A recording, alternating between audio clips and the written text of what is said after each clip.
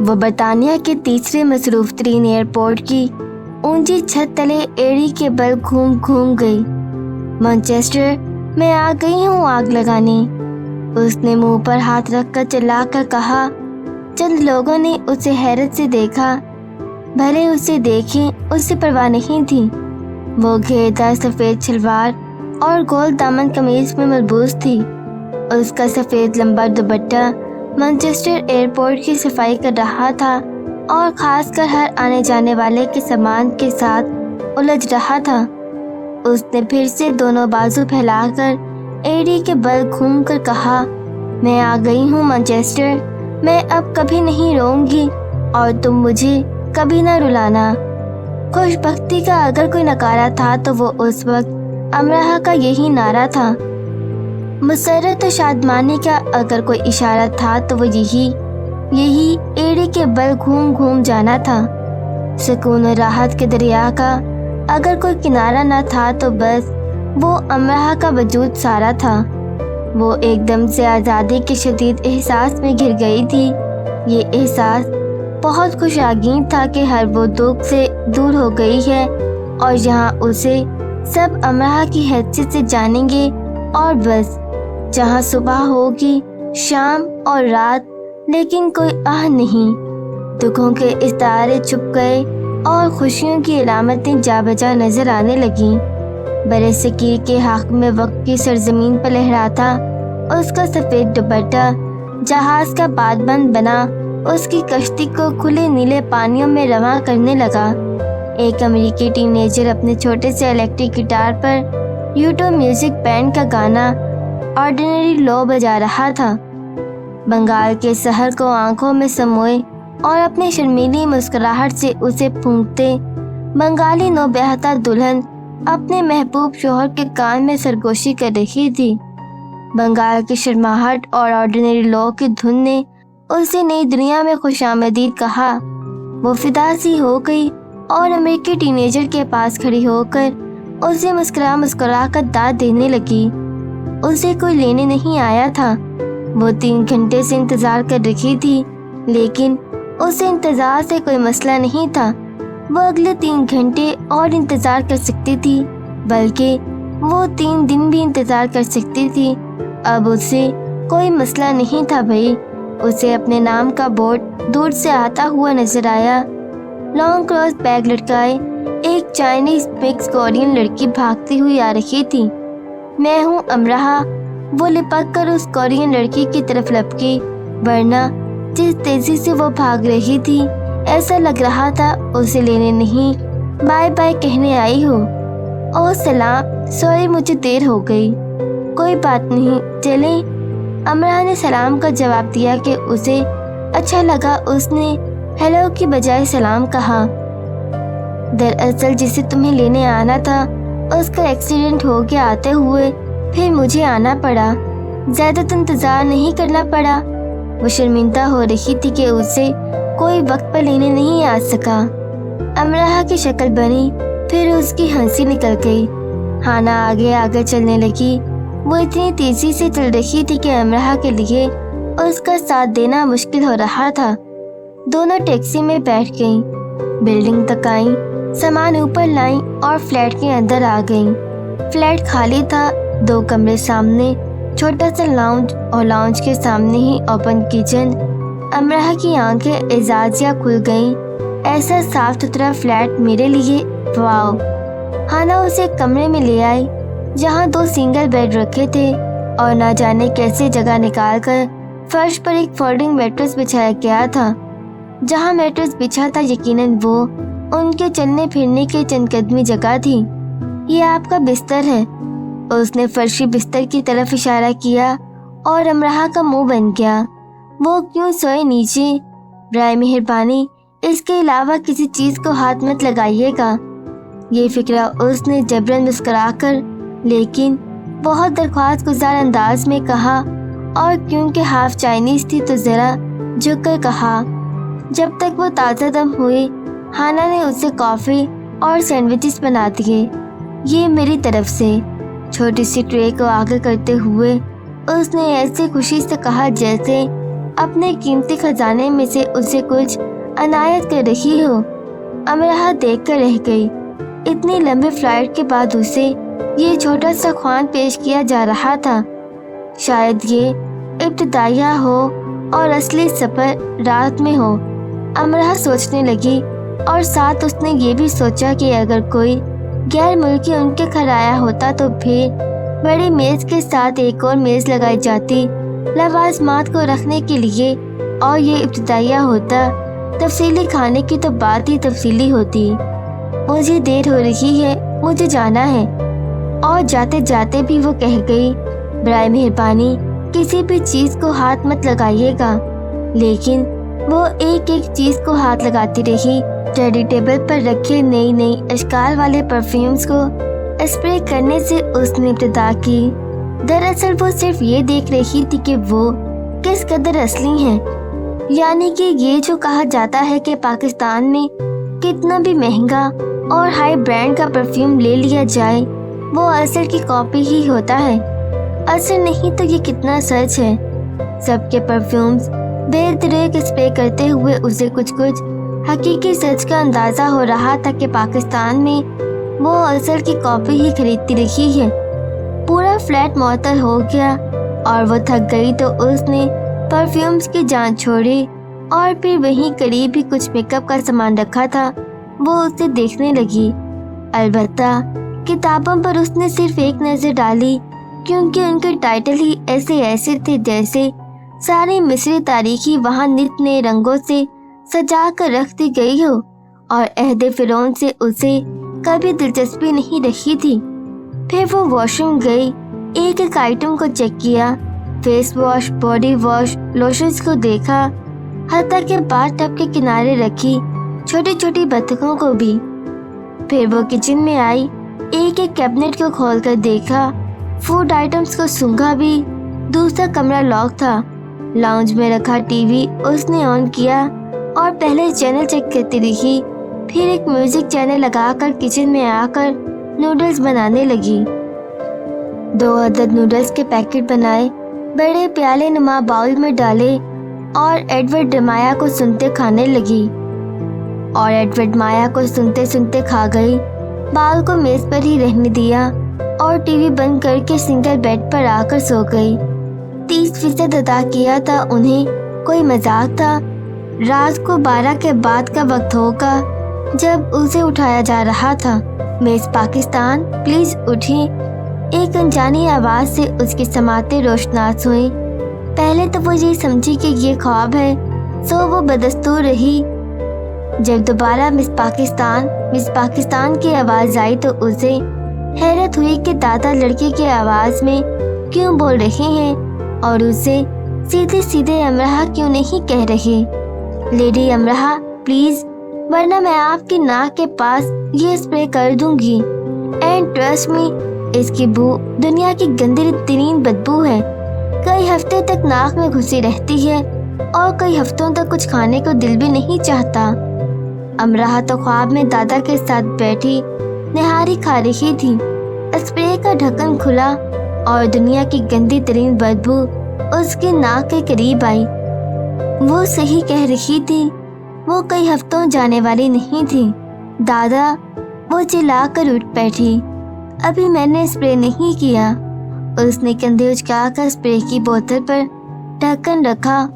वो अपनी सुर्ख बोझल आंखों से गहरी सब्ज आंखों वाली को पहचानने की कोशिश करने लगी।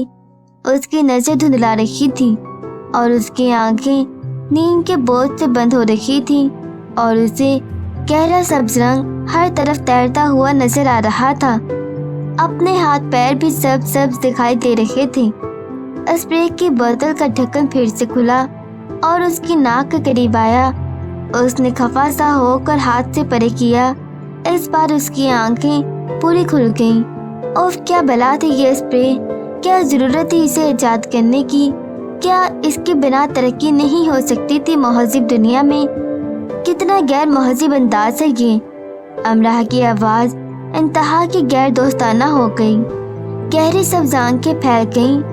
गैर महज़िब, शायद उसने हंसना चाहा लेकिन इरादा मुलतवी कर दिया। तुम लोग आप कितनी भी बड़ी बड़ी यूनिवर्सिटियों में पढ़ लो, बुनियादी अखलाकी असूल कभी नहीं सीख सकोगे। अमराह ने अपनी पहली तकरीर का आगाज मैनचेस्टर में आमद के 24 घंटे के अंदर अंदर कर दिया। देर कदर नहीं की, क्यों करती देर। इस बार सब आंखें तन से उसे देखने लगी। बाहर आ जाइए लेडी अमराह, कहकर वो खुद बाहर चली गई। अमराह को लेडी अमराह नाम अच्छा लगा, पर न जाने क्यों उसे शख्सा हुआ कि उसे तंजन लेडी कहा गया। ज्यादा सोचने की मैनचेस्टर में कोई जरूरत नहीं थी, तो वो मुंह हाथ धोकर बाहर आ गई। उसने जानबूझकर ज्यादा वक्त लगाया कि करती रही खाने पर उसका इंतजार, लेकिन बाहर लाउंज में कोई खाने वाने की मेज सजी थी, ना ही खानों की इश्तिहा अंगेज खुशबुएं आ रही थी। अलबत्ता एक न दो पूरे 5 का मजमा बाहर बैठा था और मेज पर नूडल्स का वो बाउल रखा था जिसमें कुछ नूडल्स बचे थे। वो मजमा उसे देख रहा था। घूर कहना भी कुछ गलत नहीं होगा वैसे। बैठ जाइए, भूरे बालों वाली ने कहा, जिसकी एशियाई तर्ज के बालों की गूंधी चोटी दाएं शाने की तरफ ऐसे लटक रही थी जैसे कुन्नी मारे भूरा सांप खिड़की की चौखट पर पड़ा झूल रहा हो। अमराह बैठ गई। शायद खाने से पहले मुतारिफ होना होगा। ये मिस पाकिस्तान है अमराह, हाना ने कहा। हाना का वो दोस्ताना जोश कहाँ गया? अमराह ने ऐसे ही सोचा। हाय, मैं लिली कॉल हूँ स्कॉटलैंड से। स्प्रे वाली ने अपना तारुफ करवाया। मैं शर्ली मार्गरेट, भूरे बालों वाली ने कहा, लेकिन वो मुस्कुरा न सकी। आई एम बेटी लो, मैं जर्मनी से हूँ। बहुत लंबी और बहुत सी पतली बेटी लो ने बेतरह मुस्कुरा कर कहा। अमराह देख रही थी कि उसकी हंसी उसकी आमद से ही काबू से बाहर हुई जा रही थी। मैं अजरा हूँ शिकागो से, लड़खड़ाती उर्दू में आवाज आई। मर्दाना हेयर स्टाइल की हामिल, जिसे वो सोफिया क्रिस्टियाना टाइप समझ रही थी, वो अजरा निकली।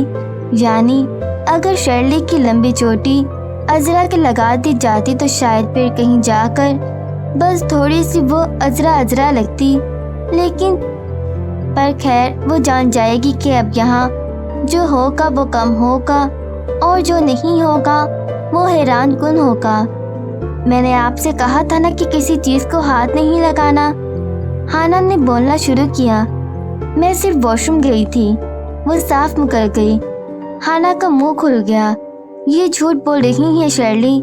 शर्ली ने आंख से इशारा किया हाना को और हाना खामोश हो गई। ये शर्ली ने मेज पर रखे बाउल की तरफ इशारा किया। मुझे क्या मालूम इसके बारे में, ये तो पहले से यहाँ रखा था। शर्ली के सिर्फ ये ही कहने पर वो हकीकतन डर सी गई और उसे अफसोस हुआ कि उसने सारे नूडल्स खाकर बाउल को धोकर क्यों नहीं रखा। अभी अमराह नहीं जानती थी कि वो बाउल धोकर रख देती तो भी उन्हें मालूम हो जाता कि हाना के नूडल्स कहाँ गए। ठीक है अमराह, आप जाकर सो जाएं। सॉरी आपको डिस्टर्ब किया, शर्ली ने कहा। और खाना? वो खड़ी होकर पूछने लगी। वो पांचों पहले उसे फिर आपस में एक दूसरे को देखने लगी। बेटी लोन ने गो मुंह पर हाथ रख लिया, लेकिन अमराह देख सकती थी कि वो अपनी हंसी को काबू में करने की नाकाम कोशिश कर रही थी। अभी आपको और भूख लगी है? अजरा ने पूछा। नहीं, भूख तो नहीं लगी, फिर भी खाना तो खाते हैं ना। उससे यही बात बन सकी, लेकिन हकीकत में उसे भूख लगी थी और भूख से ज्यादा उसे ये इंतजार था कि आखिर उसके लिए खाने का किस किस्म का इंतजाम किया गया है, क्या क्या बनाया गया है उसके लिए, क्या सारे इंग्लिश खाने या कुछ देसी भी। हम बिना भूख के खाना नहीं खाते लेडी, शर्ली ने किस कदर मतानत से कहा। खिलाते भी नहीं, उसने उर्दू में कहा। किसी की समझ में नहीं आया, बस अजरा ने उसे घूर के देखा। वो कमरे में आई और फर्शी बिस्तर पर आकर सो गई। बाहर बनबनाहट होती रहे 30% अदा किया है, वो सो गई। अगले दिन वो उठी तो कमरे की खिड़की से बाहर का मंजर देखकर उसकी चीख निकल गई। उफ, इतनी सफाई, इतनी खूबसूरती। बिल्डिंग के जिस रास्ते से वो उस फ्लैट में आई थी, ये उसकी पिछली तरफ का मंजर था, जहाँ सरसब्ज घास का एक खुला कता था और उस सरसब्ज घास पर जगह जगह मुख्तलिफ क्यारियों में ढेर सारे फूल खिले थे। कते के पार सड़क थी जिस पर दूर दूर तक गर्द का निशान न था और ऐसा लगता था धूल मिट्टी उड़कर उस खित्ते तक कभी आई ही नहीं। और इतनी खामोशी जैसे कोई बनी नूं इंसान जमीन पर उतर ही नहीं सकता, और अगर उतरा भी है तो वो खामोशी को खराज तहसीन पेश करने में मशगूल है। कमरा खाली था, सारा फ्लैट ही खाली था। बेड कवर्स बेशिकन थे, स्टडी टेबल पर एक भी परफ्यूम मौजूद नहीं था। वॉशरूम में कल रात तक नजर आने वाले सभी शैम्पू फेस वॉश गायब थे। वो किचन में आई तो काउंटर पर एक चिट रखी थी, तुम्हारा नाश्ता, अंडा, जैम, 4 डबल रोटी के पीस, दूध और शुगर एक प्लेट में, कॉफी के मग में 1 मग जितनी कॉफी और साइड पर रखा 1 अदद टी बैग। बाकी चारों कैबिनेट को एक जंजीर से परोकर दरमियान में छोटा सा ताला लगा दिया गया था। अमराह को एक मामूली सा झटका लगा ये सब देखकर, बस यही मामूली सा। उसके पास फोन तो था लेकिन अभी उस फोन से बात नहीं हो सकती थी। राथाना ने उसकी बात पाकिस्तान करवा दी थी। अब जाहिर है उसे खुद ही फोन करना होगा अगर वो इस मामूली से झटके के बारे में दादा से लंबी बात करना चाह रही थी तो, और लंबी बात पर लंबा बिल भी अदा करना पड़ता था। दूसरी चिट फ्रिज पर लगी थी, 9 बजे आकर डर्बी तुम्हें ले जाएगी, यूनिवर्सिटी तैयार रहना। नाश्ता करके वो तैयार हो गई। ठीक 9 बजे डर्बी नामी छोटी सी लड़की की गुड़िया की लड़की ही आई है। मैं डर्बी हूँ, मुझे शर्ली ने कहा था कि तुम्हें अपने साथ यूनिवर्सिटी ले जाऊँ। मैं अमराह हूँ, मैं आज पहली बार यूनिवर्सिटी जा रही हूँ। ये तुम्हें देख के बखूबी अंदाज़ा लगाया जा सकता है। वो मुस्कुराई और अमराह को उसकी मुस्कुराहट बहुत अच्छी लगी। इनफैक्ट अमराह को उसकी घिसी हुई जीन्स और घिसे हुए शूज भी बहुत अच्छे लगे और उसके ब्रेसेस वाले दांत भी, क्योंकि वो मैनचेस्टर यूनिवर्सिटी में कदम रखने जा रही थी। उसे सब भी अच्छा लगना चाहिए था ना। आओ जल्दी से फिर। डर्बी तेजी से बाहर निकली। फ्लैट को लॉक करके वो उसके पीछे आई। डर्बी एक मिनी सी साइकिल को लिए तैयार खड़ी थी। आ जाओ, बैठ जाओ। उसने उस मिनी सी साइकिल की पिछली नशिस्त की तरफ इशारा किया तो इस पर ड्रॉप करना था उसे, इसलिए खास डर्बी को भेजा गया। क्या हुआ अमराह, आ जाओ ना, मैं तुम्हें गिराऊंगी नहीं, लेकिन शायद मैं तुम्हें गिरा दूं। अमराह उर्दू में बड़बड़ा कर रह गई और उस मिनी सी लड़की की मिनी सी साइकिल पर बैठ गई। पहले अपनी शर्मिंदगी छुपाती रही, फिर अपनी हंसी दबाती रही। सड़कों पर से गुजरते उसने किसी तरफ भी ना देखा और डर्बी के पीछे मुंह छुपाए वो अपनी हंसी के फव्वारों को बरसने से रोकती रही और सफ़ेद बादबान को दरिया मैनचेस्टर पर हवा के संग करती रही। दादा, उसने ख्यालों में दादा को मुखातिब किया। मुझे इतनी हंसी आ रही है कि मेरा जी चाहता है कि इस सड़क पर कूद जाऊं और पेट पर हाथ रखकर इतनी जोर जोर से हंसूं कि सारा मैनचेस्टर इकट्ठा हो जाए। दादा, जिंदगी कैसे कभी हमें छोटे, मामूली, बेकार किस्म के बहानों पर हंसाती है। दादा, मुझे वक्त के ये बहाने बहुत अच्छे लगे जो उसने मेरी जिंदगी में परो दिए। इस दौरान बार बार उसकी नज़र डर्बी के उन चंद बालों की तरफ उड़ जाती थी जिन्हें डर्बी ने सर से बहुत ऊपर उठाकर चुन्नी मुन्नी से पोनी में बांध रखा था और जो खुदा माफ करे पोनी टेल के नाम पर खासा गहरा कलंक का टीका था। हवा में लहराते वो किसी छोटी चिड़िया की दुम जैसे लग रहे थे जो एक ही जगह पर फुदकने की नाकाम कोशिश कर रही थी। डर्बी संजीदगी और मतानत से ऐसे साइकिल चला रही थी जैसे शाह अर्दन की सोने की बग्घी दौड़ा रही हो। सारा रास्ता वो अमराह की हंसी के आबशारों की बौछार सहती रही थी। उसे उतारने के बाद वो बोली भी तो सिर्फ इतना, कितनी मोटी हो तुम, जॉगिंग किया करो। डर्बी कैसे उससे अपनी साइकिल पर घसीट कर वहाँ तक लाई थी। اور اس کی پیشانی کا پسینہ بتا سکتا تھا